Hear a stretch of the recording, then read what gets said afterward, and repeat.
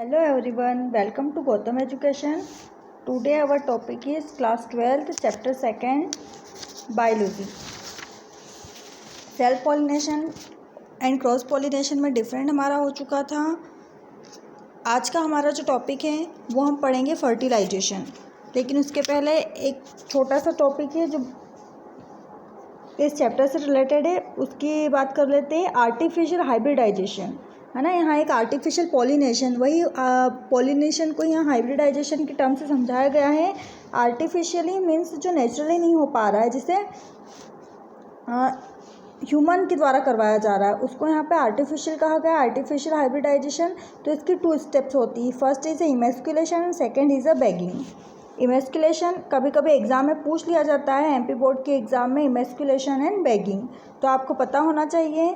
Removal of stamen और killing pollen of a flower without affecting the female reproductive part. जब हमारा flower mature हो जाता है, जब उसके अंदर एंड्रोशियम गाइनोशियम बन चुके होते हैं, तो हमारा जो मेल गैमिट है मतलब स्टेमेन को वहाँ से हटा दिया जाता है, पोलन ग्रेन को फ्लावर से हटा दिया जाता है।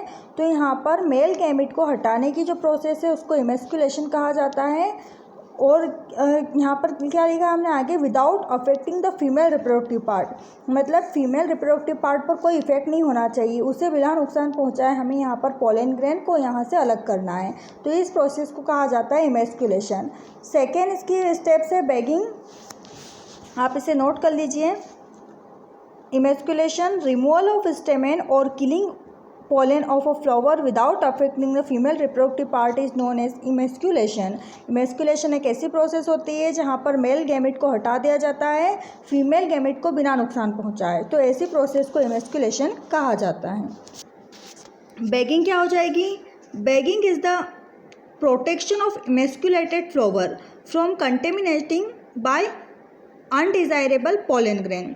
अब हमने हमारा जो गैमेट था, हमारा जो फ्लावर था, उससे हमने मेल गैमेट को तो हटा दिया है, बट वो ओपन रहेगा तो उसमें चांसेस क्रॉस पॉलिनेशन के भी होंगे, अदर पोलन ग्रेन उसको पॉलिनेटेड कर सकते हैं।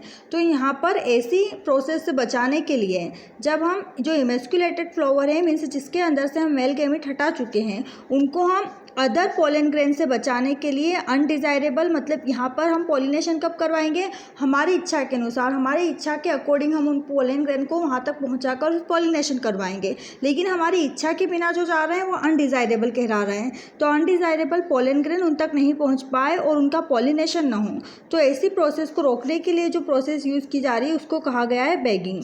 Bagging is the protection of emasculated flower. हम बैगिंग टेक्निक में हमारे इमेस्कुलेटेड फ्लावर को प्रोटेक्शन दे रहे हैं, सुरक्षा दे रहे हैं, किस चीज़ से? From contamination by undesirable pollen grain, ताकि उन तक अनडिज़ायरेबल पोलन ग्रेन नहीं पहुंच पाए और उसमें अनडिज़ायरेबल पॉलिनेशन ना हो पाए। आई होप आपको इतना क्लियर होगा। उसके बाद फिर fusion of male and female gamete, first chapter में ही हम पढ़ चुके थे, फर्टिलाइजेशन कहा जाता है। फर्टिलाइजेशन हमारा जो पॉलिनेशन है वो एक जैसी टर्म है, बट जहाँ पर फर्टिलाइजेशन नहीं हो पाता वहाँ पर पॉलिनेशन के थ्रू नए सीड्स बनते हैं, जहाँ पॉलिनेशन नहीं हो रहा है तो वहाँ फर्टिलाइजेशन नेचुरल प्रोसेस से भी नए प्लांट बन जाएंगे। तो यहाँ पर fusion of male and female gamete, the fusion between male and female gamete is called syngamy और फर्टिलाइजेशन। जब मेल और फीमेल गैमेट का फ्यूजन होता है तो उसको सिनगेमी या फर्टिलाइजेशन कहा जाता है। The second male gamete fuse with secondary nucleus to give rise to endosperm nucleus 3n। यहाँ पर 2 बार हमारा फर्टिलाइजेशन की प्रोसेस होगी, हमारे 2 मेल गैमेट होंगे और हमारे जो फीमेल गैमेट होंगे वो भी अंदर अलग अलग टाइप के होंगे। तो जो 2 हमारे हैं वो 2 बार यहाँ पर फर्टिलाइजेशन करेंगे। मेल गैमेट जो 2 हैं वो एक फर्स्ट टाइम करेगा और सेकंड टाइम करेगा, तो 2 बार फर्टिलाइजेशन होगा। तो आगे हम पढ़ रहे हैं नेक्स्ट डबल फर्टिलाइजेशन। तो यहाँ पर इन जितने भी प्लांट हैं इनके अंदर क्या कहा है, the second male gamete fuse with secondary nucleus 2n। ठीक है, सेकेंडरी मेल गैमेट जो होता है वो सेकेंडरी न्यूक्लियस से फ्यूज होता है, 2n बनाता है, मतलब 2n मतलब diploid, to give rise to endosperm nucleus 3n। और फिर जब 2n को फर्टिलाइज किया जाता है तो हमारे 3n बन जाते हैं, जिसको हम एंडोस्पर्म कह रहे हैं। इसको हम आगे अच्छे से समझेंगे। The fusion between second male gamete and secondary nucleus is called triple fusion. Secondary male gamete और सेकेंडरी न्यूक्लियस जब मिलते हैं तो उस फ्यूजन को ट्रिपल फ्यूजन कहा जाता है। क्योंकि यहाँ पे 3N ट्रिप्लोइड हमारा एंडोस्पर्म बन रहा है, तो इसको ट्रिपल फ्यूजन के नाम से भी जाना जाता है। It's very important for MP board exam, क्योंकि यहाँ पर ये अलग से पूछा जाता है double fertilization. Thus the process of fertilization occur twice in embryo. Embryo sac के अंदर जो हमारा फर्टिलाइजेशन हो रहा है 2 टाइम हो रहा है, तो 2 बार होने के कारण इसको डबल फर्टिलाइजेशन नाम से जाना जाता है। This process was first discover by S Navashin 1898 in Lilium and Fritillaria species. इसे आप अलग से नोट करें, ऑब्जेक्टिव में आपका क्वेश्चन बन सकता है। डबल फर्टिलाइजेशन को किसने डिस्कवर किया, तो आपको नाम याद रखना है साइंटिस्ट का, एस नवास्चिन। और कौन से ईयर में डिस्कस किया गया, 1898। और कौन सी स्पीसीज में डिस्कस किया गया, तो लीलियम और फ्रिटिलेरिया प्लांट में इसको डिस्कस किया गया था। 2 बार फर्टिलाइजेशन हो रहा है इसीलिए डबल फर्टिलाइजेशन, और आगे चलकर जो हमारा एंडोस्पर्म बनेगा उसके अंदर 3 न्यूक्लियस आ जाएंगे, तो इसलिए इसको ट्रिपल फ्यूजन भी कहा जाता है। देखते हैं इसको, आप इसको भी राइट डाउन करें। आपका एक क्वेश्चन बनता है डिस्क्राइब द डबल फर्टिलाइजेशन, तो इसको आप अच्छे से यहाँ पे ये जो हमने यहाँ नोट किया है ये भी आपको नोट करना है इसमें, देन ये आगे का भी नोट करना है। According to most of the biologists, the 2 male gametes formed inside the pollen tube differ in there. Usually, the larger male gamete fused with the secondary nucleus, while smaller male gamete fused the egg.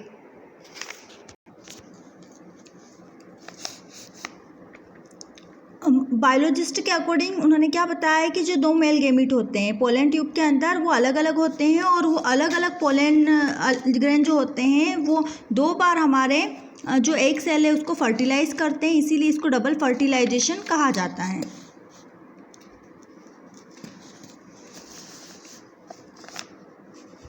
The larger male gamete fuse with the secondary nucleus. जो बड़ा gamete होता है वो secondary nucleus को पहले fuse करता है, while smaller male gamete fuse the egg forming zygote. और जो हमारा सेकेंड मेल गेमिट होता है वो एग को फ्यूज करता है और फिर जाइगोट बनाता है। द डबल फर्टिलाइजेशन और fusion between the diploid secondary nucleus and haploid male gamete. ठीक है, क्या कह रहा है कि डबल फर्टिलाइजेशन 2 बार होता है। एक बात देखिए, यहाँ से समझाती हूँ मैं आपको। फर्स्ट पोलर न्यूक्लियस, जो पहला पोलर न्यूक्लियस होता है उससे सेकेंडरी पोलर न्यूक्लियस बनता है और सेकेंडरी न्यूक्लियस बन जाता है। एक एन मिला और दूसरा एन, तो कितने एन बन गए 2N, तो ये फर्स्ट फर्टिलाइजेशन हो गया। फिर सेकेंडरी क्या हुआ, जो सेकेंडरी न्यूक्लियस बना उसको फिर से मेल गैमेट ने फर्टिलाइज किया, तो यहाँ पर एंडोस्पर्म न्यूक्लियस बना। तो एंडोस्पर्म न्यूक्लियस में अब सेकेंडरी न्यूक्लियस में 2N थे, नंबर ऑफ क्रोमोसोम 2 थे। फिर मेल गैमेट में हेप्लॉइड था, नंबर ऑफ क्रोमोसोम 1 थे। अब ये दोनों ने मिलकर कितने बना लिए, 3N बना लिए। मतलब हमारा जो न्यूक्लियस बना उसके अंदर 3 न्यूक्लियस आ गए, तो उसको क्या कह दिया हमने, ट्रिप्लॉइड। तो आपको क्लियर होगा, फर्स्ट पोलर न्यूक्लियस मतलब हमारा जो फीमेल गैमेट है वो सेकंड पोलर न्यूक्लियस से फर्टिलाइज हो जाएगा, तो N और N मिले तो उन्होंने क्या बना दिया, सेकेंडरी न्यूक्लियस। अब यहाँ पर ये पहला फर्टिलाइजेशन हुआ है, सेकंड जो होगा, जो सेकेंडरी न्यूक्लियस बनाया उसको फिर जो मेल गैमेट है, जो हमारा मेल गैमेट है वो फर्टिलाइज करेगा और फिर एंडोस्पर्म न्यूक्लियस बनेगा। तो यहाँ पर N मिले थे, 2N बना, ट्रिप्लॉइड सेल हो गई, सॉरी डिप्लॉइड सेल हो गई है, 2N है तो फिर 2N में एक N मिला, मतलब ये डिप्लॉइड थी। ठीक है, जहाँ 2 होता है वो डिप्लॉइड होती है और जो सिंगल N होता है वो हेप्लॉइड होती है। तो डिप्लॉइड और हेप्लॉइड मिली तो हमारा एंडोस्पर्म न्यूक्लियस बना, उसके अंदर 3 न्यूक्लियस आ गए, तो इसको ट्रिप्लॉइड फ्यूजन कहा जाएगा। The triploid endosperm nucleus in angiosperm develop into endosperm in which large amount of food in the form of carbohydrate, rice, protein, wheat and fat, coconut is stored। जब हम endosperm की बात करते हैं, एंजियोस्पर्मिंग मतलब flowering plant के अंदर, तो ट्रिप्लॉइड एंडोस्पर्म में बहुत सारा फूड मटेरियल पाया जाता है, जैसे राइस के अंदर कार्बोहाइड्रेट के रूप में होता है, व्हीट के अंदर प्रोटीन के रूप में होता है और कोकोनट के अंदर फैट के रूप में ये स्टोर होता है। It provide nutrition to developing embryo inside seed. अब ये सीड जो एम्ब्रियो बन रहा है हमारा सीड के अंदर, उसको क्या देता है, न्यूट्रिशन देने का काम करता है ये एंडोस्पर्म, क्योंकि इसके अंदर पूरा फूड मटेरियल स्टोर्ड होता है। डायग्राम करना तो नहीं है बट थोड़ा सा आपको बता देती हूँ। देखिए, हमने जब ओवल पढ़ा था तब भी उसमें भी हमने पढ़ चुके थे, एंटीपोडल सेल होती है, सिनरेजिड सेल्स होती है और पोलर न्यूक्लियाई होते हैं। अभी पोलर न्यूक्लियाई मतलब हमारे पास न्यूक्लियस यहाँ पर एन के फॉर्म में, ठीक है। अब यहाँ पर ये जो मेल गैमेट गया, तो मेल गैमेट हमारे 2 जा रहे हैं अंदर, तो एक मेल गैमेट एक बार फर्टिलाइज करेगा और दूसरी बार फर्टिलाइजेशन करेगा, तो यहाँ पर डबल फर्टिलाइजेशन हो रहा है। और फिर एक हमारा मेल गैमेट था एन, यहाँ पर भी एन, और यहाँ पर एक और सेल इसके पास भी एन, तो तीनों के पास कितने एन हो गए, टोटल मिला के 3 एन। तो यहाँ पर ट्रिप्लोइड एंडोस्पर्म बनता है, इसीलिए इसको ट्रिपल फ्यूजन भी कहा जाता है। फर्स्ट चैप्टर में मैं आपको बता चुकी थी फर्टिलाइजेशन की 3 प्रोसेस होती है, pre fertilization, fertilization and post fertilization. Pre fertilization पूरा फ्लावर का हमने डायग्राम देखा, किस तरीके से वो डेवलप होता है, उसके अंदर एसेसरी और रिप्रोडक्टिव ऑर्गन बनते हैं, मेल फीमेल गैमेट बनते हैं, तो वो फर्टिलाइजेशन में डेवलपमेंट ऑफ एंडोशियम गाइनोशियम हो जाते हैं। उसके बाद फिर प्री फर्टिलाइजेशन की प्रोसेस थी है ना, डेवलपमेंट ऑफ फ्लावर। उसके बाद फर्टिलाइजेशन में अभी जो मैंने आपको पढ़ाया है पूरा फर्टिलाइजेशन था, जिसमें हमने मेनली डबल फर्टिलाइजेशन पढ़ा है। अब आती है पोस्ट फर्टिलाइजेशन की बात, जिसमें हमारा फर्टिलाइजेशन के बाद क्या क्या प्रोसेस होती है उसके बारे में हम डिस्कस करेंगे। Development in flower after fertilization, flower का डेवलपमेंट कैसे होगा आफ्टर फर्टिलाइजेशन, मतलब इसको हम पोस्ट फर्टिलाइजेशन कहेंगे। ये कौन सी प्रोसेस हो जाएगी, post fertilisation. As mentioned earlier all the flower part except ovary shed out after fertilisation inside ovary following the phenomenon occur within fertilisation embryo sac of ovules, ठीक है। ओव्यूल्स के अंदर ये सारी प्रोसेस देखी जाती है, 3 फेज में होती है, development of endosperm, development of embryo, development of seed. Development of seed को ओव्यूल मैच्योरिंग इनटू सीड भी कह सकते हैं। और 4th नंबर पे होती है development of fruit, ovary mature into fruit. आपको ये बात याद रखनी है स्टूडेंट। देखिए है ना, ये हमारी पूरी ओवरी रहती है, ये वाला जो पूरा फेज होता है ये ओवरी होती है, और इसके अंदर का जो पार्ट होता है वो एंडोस्पर्म बनता है, ठीक है। यहाँ पर जब फर्टिलाइजेशन हो जाएगा तो अंदर जो बनेगा वो क्या होगा, एंडोस्पर्म। तो ये जो ओवरी है, ये ओवरी क्या बनाएगी, तो यहाँ मैंने आपको अलग से नोट भी करवाया है। ओवरी जो आफ्टर फर्टिलाइजेशन ओवरी जो होती है वो फ्रूट में कन्वर्ट होती है, और ओव्यूल इसके अंदर जो बीज बनते हैं छोटे छोटे, जब फर्टिलाइजेशन हो जाएगा तो इसके अंदर छोटे छोटे बीज बन जाते हैं, तो जो सीड से स्पोर बनेंगे वो क्या बनाते हैं, वो बनाते हैं सीड्स। तो आपको कंफ्यूज नहीं होना है, बाहर का जो पूरा पार्ट होता है वो ओवरी है और अंदर का जो पार्ट होता है वो ओव्यूल है। ये ओवरी कन्वर्ट हो जाती है फ्रूट में और ये ओव्यूल कन्वर्ट हो जाते हैं सीड में। क्या कह रहा है, endosperm is a triploid structure form by the process of double fertilisation और triple fusion. During the formation of endosperm the second male gamete n fuse with secondary nucleus due to which is become a triploid structure. जब हम fertilisation की बात करते हैं तो triple fusion के रूप में हमको दिखाई देता है, जिसमें हमारे एंडोस्पर्म फॉर्मेशन होता है। किस तरीके से, हमारा जो सेकेंड मेल गैमेट है जिसके पास एन था, वो सेकेंडरी न्यूक्लियस जिसके पास 2 एन था, उससे फर्टिलाइज हो जाता है, और फर्टिलाइजेशन होने के बाद हमारा एक स्ट्रक्चर बनता है जिसको हम ट्रिप्लोइड स्ट्रक्चर कहते हैं, क्योंकि 3 एन आ जाएंगे उसमें। It is a nutritive structure which is meant for nourishing the embryo in seed plant. इसी को हम एंडोस्पर्म कहते हैं, और इसके अंदर फूड मटेरियल भरा होता है, और यही एम्ब्रियो को न्यूट्रिशन देने का, नरिशमेंट देने का काम करता है प्लांट के अंदर। जो टिक किया हुआ है उसी को आप रीड करें। The main function of this tissue is food storage and it is now term endosperm.